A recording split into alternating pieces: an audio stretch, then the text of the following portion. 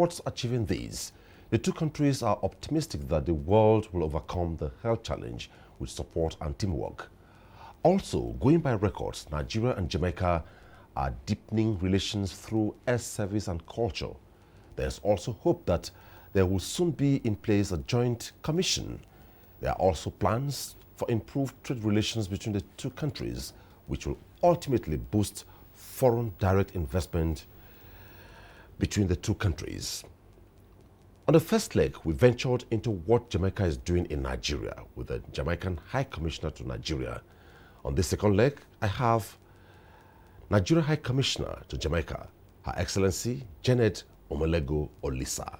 She's also Nigeria High Commissioner to Belize, Ambassador to Dominican Republic and Haiti, as well as Permanent Representative to the International Seabed Authority. The program continues shortly. Don't go away.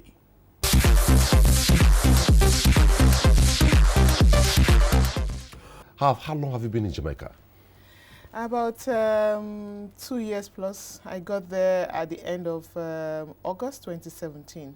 So do you feel being in a strange land or being at home? Definitely being at home. Because how do you mean by this? The topography is similar. There are about 14 parishes, what we call states, they call parishes, and each one has its own uniqueness. And when you travel to some, you go to the west, which is mostly the coastline, beautiful beaches, and you remember Lagos, and it's a small country. But when you go down to the east, and you think of Calabar, you think of going down to Delta, and then there's a part again you think of the Plateau. So it's very much at home. And then when you meet Jamaicans, especially those of them that are not too light in complexion, you see the similarity in our physique. And if there's one thing I found very much in common is our enthusiasm for life. They are full of life, and that's what we Nigerians are. And every Jamaican have an opinion. So when we listen to the news and every Jamaican is voicing his opinion, I remember home, I said, this is definitely the way we are in Nigeria. We all voice our opinion. So we are very enthusiastic, we're very emotional kind of people, and that's what I see. And very talented. A lot of talents. You see in Nigeria, you see in Jamaica. And it's not just only in music, in art, in business. So you see that also. So there's a lot of similarity in us. So back home, looking at the morals and the values, are they compatible? I wouldn't say 100% compatible, because they've picked up a lot of Western way of life. And for example, the dressing is definitely Western. When I arrived newly in my Nigerian attire, people used to look at me strangely. But for people that are so in tune to their heritage, they quickly catch on. So are you doing something about that? Oh, yes. In terms of cultural diplomacy? Definitely. In the last 2 years that I've been there, Jamaicans have always seen me only in my Nigerian attire. And like this one? Like this. Okay. And they have come to value, ask questions. I've done episodes where I do training on how to tie the hair tie, because they always thought it was a cap. And I kept explaining that it's not a hat, it's not a cap, it's a scarf. So you will go to a party, you are invited, for example, and it's written, come in African attire. In 2019, December, the Customs of Jamaica invited the Nigeria High Commission to participate in their end-of-year party, theme African Night. And what did they want for us? To bring in the African, the African print. So we did a fashion show. What they call a fashion show, I call an ethnic display of different ethnic groups. The Igbo, the Efik, I had different, the Bini Kingdom, just name it. I had about 15 different ethnic groups attire dressed. And they were amazed. All this from one country? And I said, yes, and counting. So they're beginning to understand. In 2017, when I just arrived, when they see me, oh, Africa, African queen, and I'm like, yes, but I'm Nigerian. It took a while for them to understand that there are so many countries in Africa. Okay, let's go to business. Besides asking you what brought you home? Because I know something will always bring a diplomat home to come and either brief Mr. President or update Nigeria or whatever new grounds he or she is breaking wherever she's heading a mission. What's your comments, briefly, before going to main business, regarding what has taken the world, what has overwhelmed the world today, COVID-19? Well, the COVID-19 is a sad situation for all countries. Jamaica as well is struggling.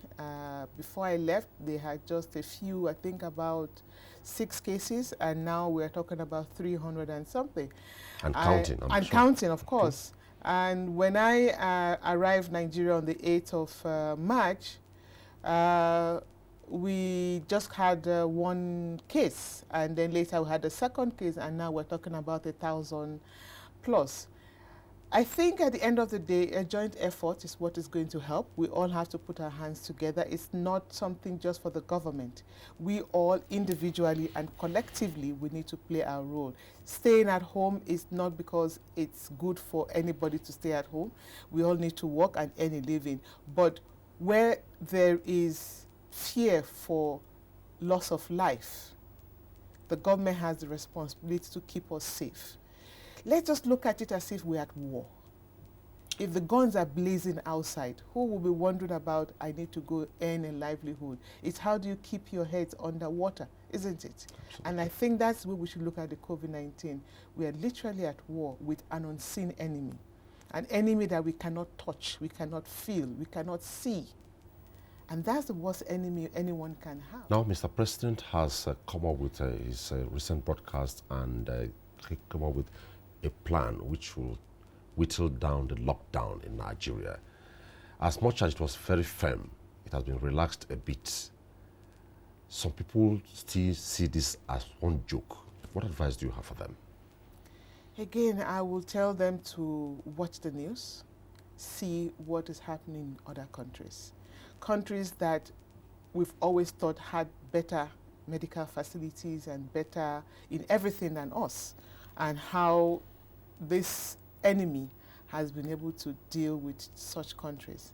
And for them to really look, not just look at the government, but look at themselves, their families, their loved ones. If you're ready to put yourself in danger, the enemy is not going to only take you, follow you home, and your loved ones at home will be at risk. So I think we need to think again and take this thing very seriously. What brought you home? I came for consultation. We are preparing for the joint commission between Nigeria and Jamaica this year. And we're also having a trade mission for the first time. We'll have a trade mission, Jamaican businessmen coming over to look at the possibility of trade. What volume are we looking at? For And now, I want to think of the sectors first. Volume will let us speak for itself, because when you're dealing with the businessmen look at the bottom line. And we as a diplomat, civil servant, ours is to facilitate for them. So we're looking at the tourism sector. We're looking at aviation, because without passengers, the aviation sector cannot move. And we're looking also agriculture.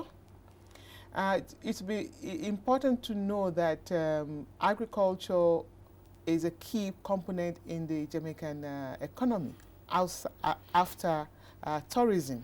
And agriculture is an area that Nigeria is also very strong in, and we want to improve on. So there are some things they can learn from us, and there are certain things we can learn from them. One aspect that I've always pushed for that we can learn from Jamaica is the growing of banana and coconuts. Not coconut for the flesh, but coconut for the water. That's big business. Millions coconut for the water, not the flesh. Not the flesh. Because what we have a lot in Nigeria is coconut for the flesh. We get the coconut which we all chew and we eat with our granite, and we make oil from it. But coconut for the water gives us hydration. So rather than going to take some fizzy drink, soda, you can have that. I can just walk down to the coconut board and buy a jerry can of coconut water, have it in my fridge, and I will drink. Now I'm not thinking about sugar that much. I'm just thinking about hydrating because our climates are very similar. So we need that hydration. And some persons have told me that there's a similarity with the drip that we take, intravenous drip with the coconut water. So that means we drink it and we feel hydrated. And that is big business because you can bottle it and export. Same with the banana. And of course, we have a lot to teach on other aspects like the growing of cassava, yam, maize. They are into agriculture, but there's a lot of hills. So agriculture is again an aspect that they want to improve on. There's a lot of importation of food in Jamaica, a lot, because when you're talking about tourism, you need to feed the tourists. So there's a lot of importation. We can also look at that, and there is a lot of similarity in our food, but different in how it's prepared. Okay. Simple thing as our zobo, the zobo drink that we have here in Jamaica is called sorrel. Sorrel. And the sorrel, unlike our zobo is only most times made locally.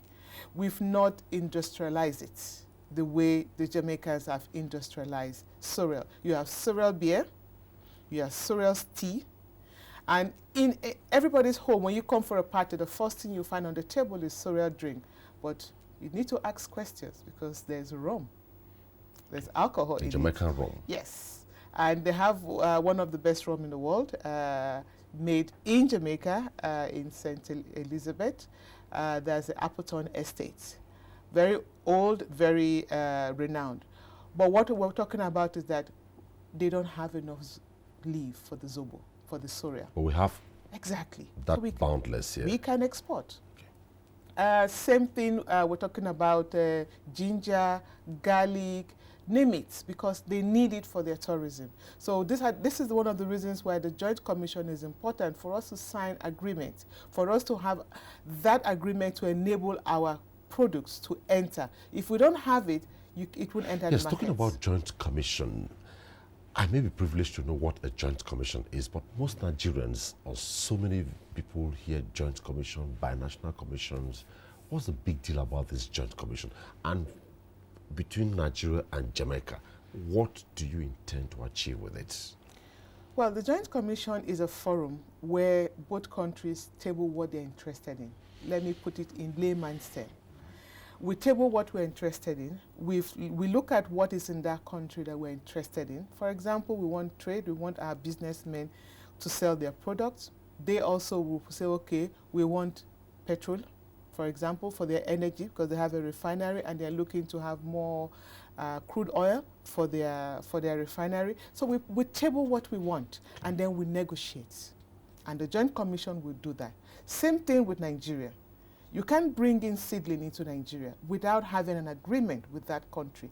And that agreement means that we would have inspected where it's coming from.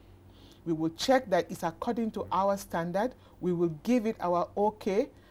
That is what the Joint Commission does. It opens the door. Okay. What you're saying, you have mentioned a component called negotiation. And when we talk negotiation here, it demands wits, it demands adaptability, it demands compatibility.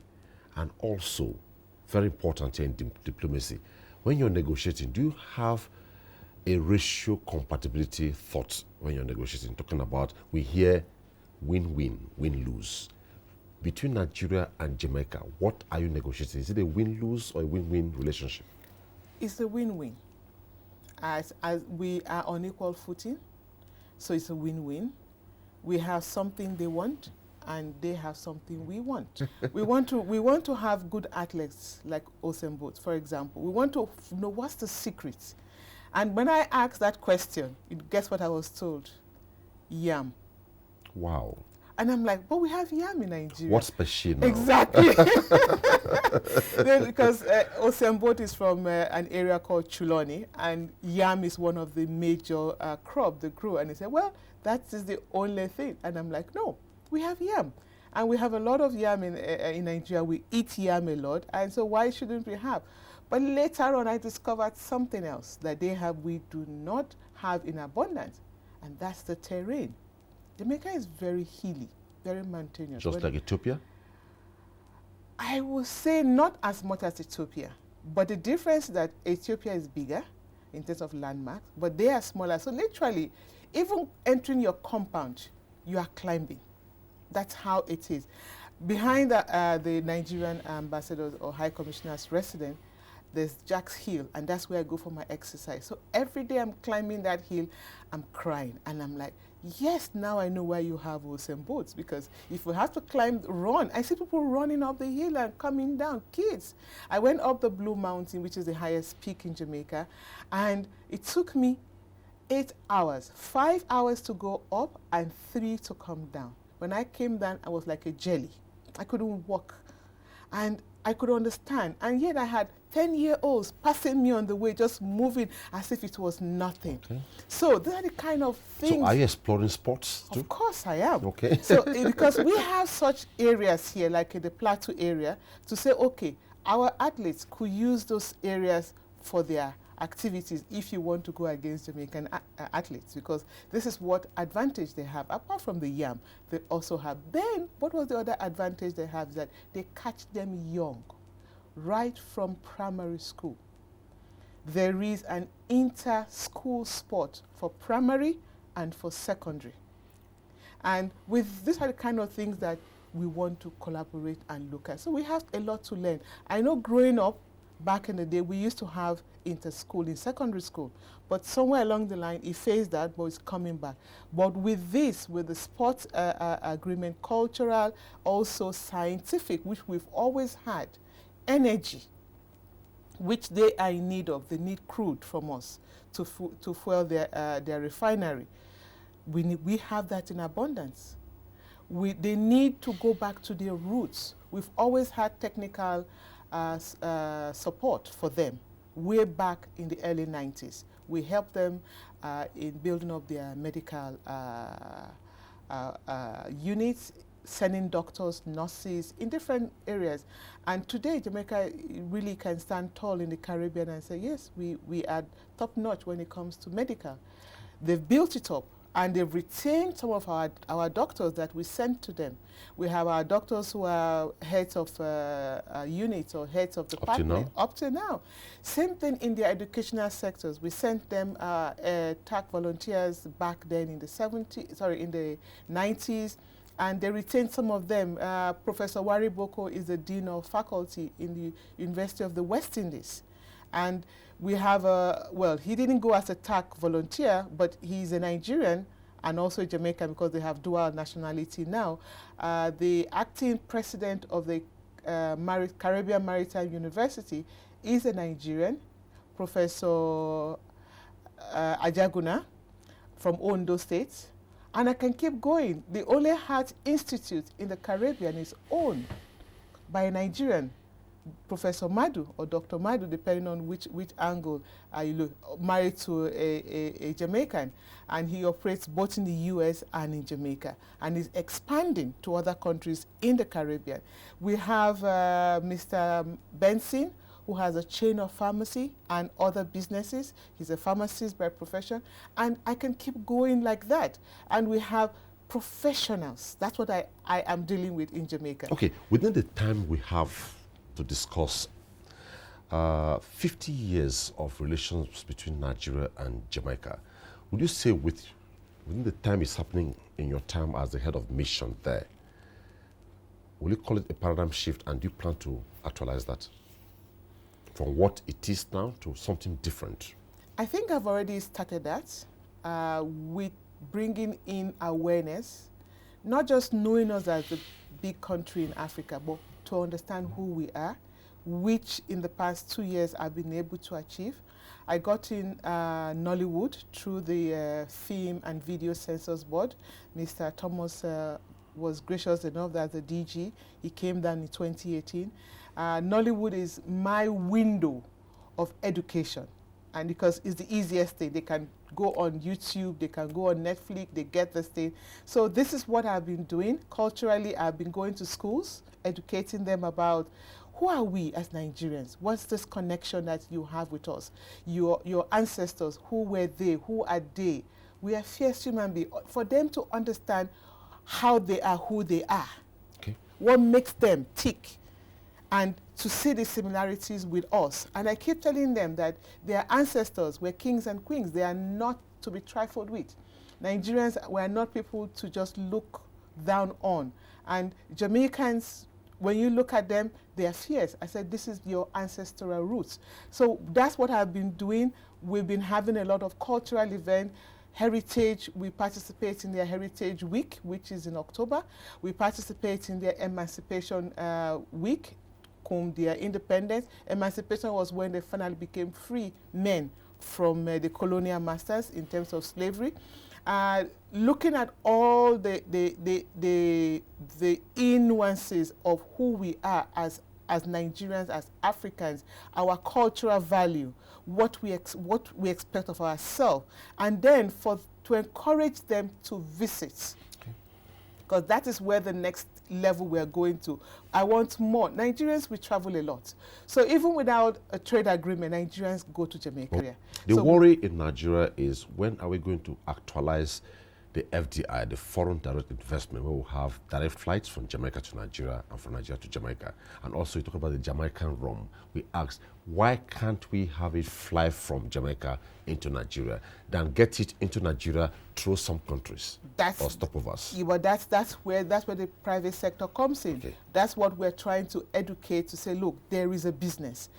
Private sector will not come in until they understand the bottom line. So right now, myself and my counterpart, the Jamaica High Commissioner here, Exmon Reed, yeah, we're looking and talking to them.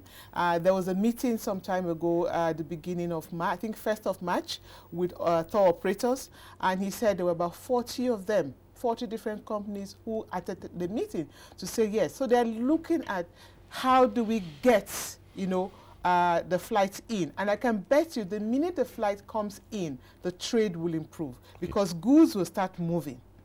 The rum will come. We're already getting the rum, like you said, but it's not coming directly. Most of the Jamaican drinks are coming through Italy, because they have an Italian we use a lot of FDIs. Of course, very. And then we also, with the Aba made, a lot can go into Jamaica. Because all the Aba made can compete comfortably with what comes from other countries. And Jamaicans will love it, because already the things I take in, I take as gifts, and they ask me, oh, this is nice, where is it made? I say, it's made in Aba, it's made in Nigeria, proudly Aba. So, and they ask me, where is Aba? I say, oh, Aba is in Nigeria. And that goes to educate them. So we're working also with the Chamber of Commerce to see how they can visit and look at more possible trades. Before we exhaust the time, you are concurrently serving in Belize, Haiti, Dominican Republic, and also permanent representative on the Seabed Authority. What briefly is the implication of all this? Well, the implication is that diplomacy is very expensive. And in order for us to cover the Caribbean, the government deemed it fit to share out the countries. So I have these 4 countries and the international organization that I cover. And so Belize is also a Commonwealth country, so High Commissioner to Belize. And then Haiti is fully independent and a republic. Same with Dominican Republic. So I cover them in the same way I cover Jamaica, except that I am resident in Jamaica. So I visit, I go to discuss the same issues with them: trade, culture. Haiti, for example, we have a huge cultural exchange with them. But right now they're having their difficulties, so we've not been able to do much. Dominican Republic, they want to open their mission in Nigeria. So they are working at opening a mission in Nigeria very soon. So we are working at the possibility of collaborating to ensure that the smooth running of them opening their mission. Belize is a small island, well, not an island, it's a small country because it has a border with Guatemala, and they are asking for attack volunteers. So we have nurses that have served in Belize. Currently they are asking for artisans to come in, simple thing as to tailoring. That's what they're looking for right now. Artists to teach, to train. Because when they see Nigerians dress, they love, especially the men, in the regalia as Nigerian men dress, they're wondering, how do we get tailors? So we are very soon be sending a tailor or a fashion designer, as they love to be. I think I have to be correct that way, to Belize to train people on the Nigerian way of tailoring. It's not that they do not sew, they do, but they don't do it in the way we do it in West Africa. So that's one of the things we are giving them in Belize, apart from the medical field that we've been doing over the year. Same thing in education, we've also assisted Belize in that way. Haiti is yet to benefit from any of our technical cooperation because of their issues, but there are other ways that we are collaborating. So then the international seabed is based in Jamaica. That's where the headquarters is a UN agency. And what are we doing there is that we are looking at how do we safely explore and exploit the seabed safely, that it will not affect, that will not destroy, because man hasn't done so well with the exploration we've done on land. Now we want to go to the sea. Okay, let me hold you there. Yes. I'm sure by your next visit to Nigeria, you have to reach out to us. Let's continue from here. We'll discuss the seabed. We'll discuss Nigeria's soft power, how you're taking it to Jamaica. Yes. We'll discuss media relations. What do you intend to do in terms of media exchange between Nigeria, particularly NTA and Jamaican media? So it was nice having you on Deepening Ties. And you make good to be part of us when you come back to Nigeria. Definitely. On briefing, right? Yes, and our consultation. Thanks for being on the program. Thank you so much for having me. It's a matter of relations, 50 years between Nigeria and Jamaica. We looked at what COVID-19 is all about and where we are heading. And my guest said it is a paradigm shift. And we believe being a paradigm shift will go places between Nigeria and Jamaica. Moving on. Thanks for being on the program. Bye-bye.